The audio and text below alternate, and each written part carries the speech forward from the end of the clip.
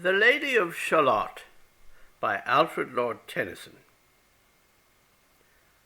1.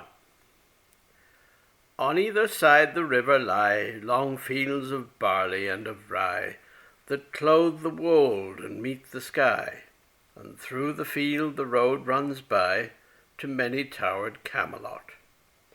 And up and down the people go, gazing where the lilies blow, round an island there below, the island of Shalott. Willows whiten, aspens quiver, little breezes dusk and shiver, through the wave that runs forever, by the island in the river, flowing down to Camelot. 4 grey walls and 4 grey towers overlook a space of flowers, and the silent isle embowers the Lady of Shalott. By the margin, willow-veiled, slide the heavy barges trailed by slow horses, and unhailed the shallop flitteth silken-sailed, skimming down to Camelot. But who hath seen her wave her hand, or at the casement seen her stand? Or is she known in all the land, the Lady of Shalott? Only reapers reaping early in among the bearded barley hear a song that echoes cheerly from the river winding clearly down to towered Camelot. And by the moon the reaper weary, piling sheaves in uplands airy, listening whispers, "'Tis the fairy Lady of Shalott." 2. There she weaves by night and day a magic web with colours gay. She has heard a whisper say, a curse is on her if she stay to look down to Camelot. She knows not what the curse may be, and so she weaveth steadily, and little other care hath she, the Lady of Shalott. And moving through a mirror clear that hangs before her all the year, shadows of the world appear. There she sees the highway near, winding down to Camelot. There the river eddy whirls, and there the surly village churls, and the red cloaks of market girls pass onward from Shalott.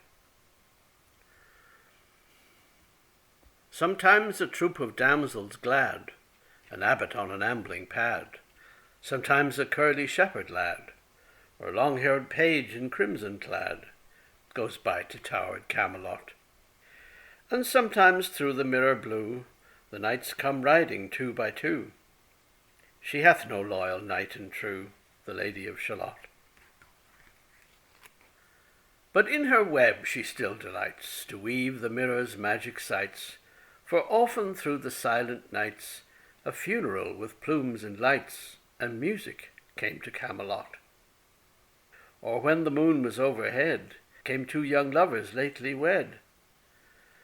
I am half sick of shadows, said the Lady of Shalott. 3.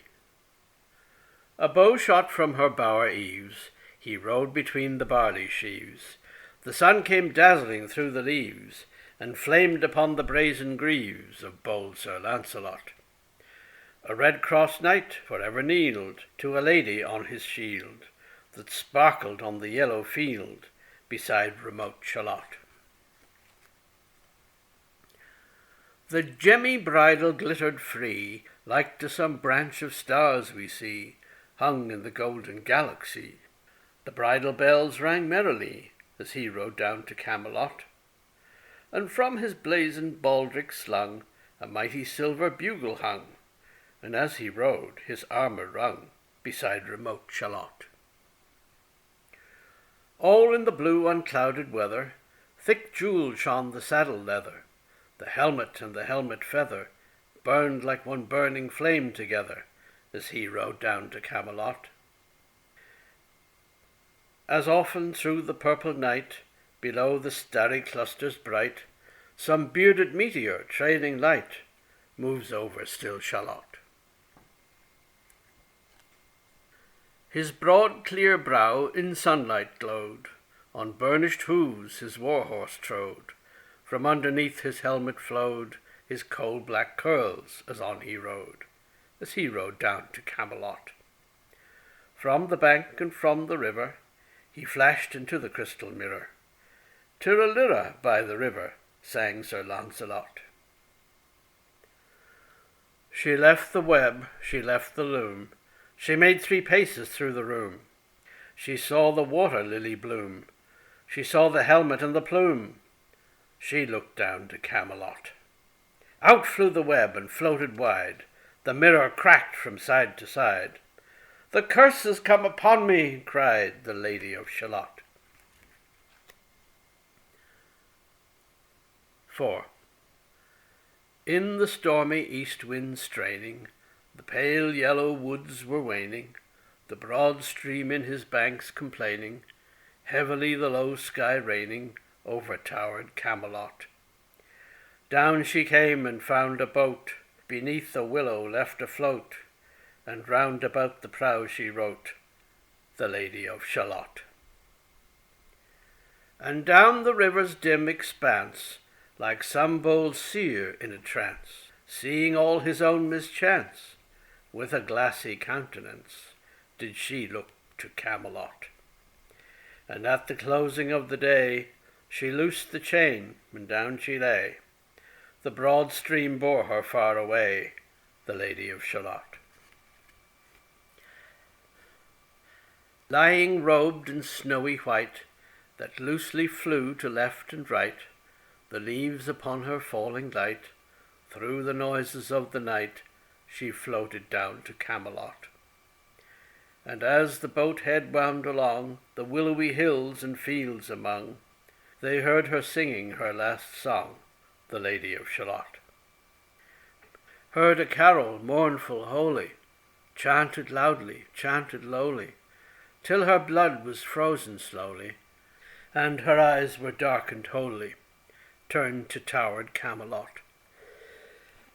For ere she reached upon the tide, the first house by the waterside, singing in her song she died, the Lady of Shalott.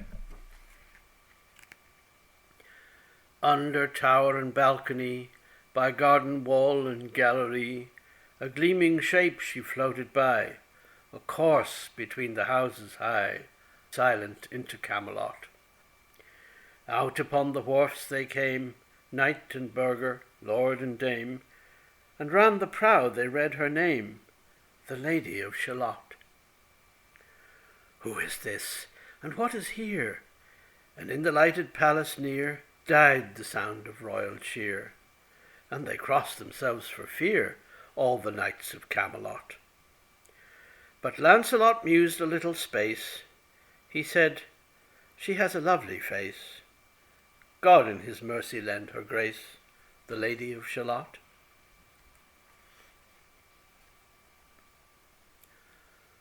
Alternative ending. They crossed themselves, their stars they blessed, knight, minstrel, abbot, squire, and guest. There lay a parchment on her breast that puzzled more than all the rest the well-fed wits at Camelot. The web was woven curiously, the charm is broken utterly. Draw near and fear not, this is I, the Lady of Shalott.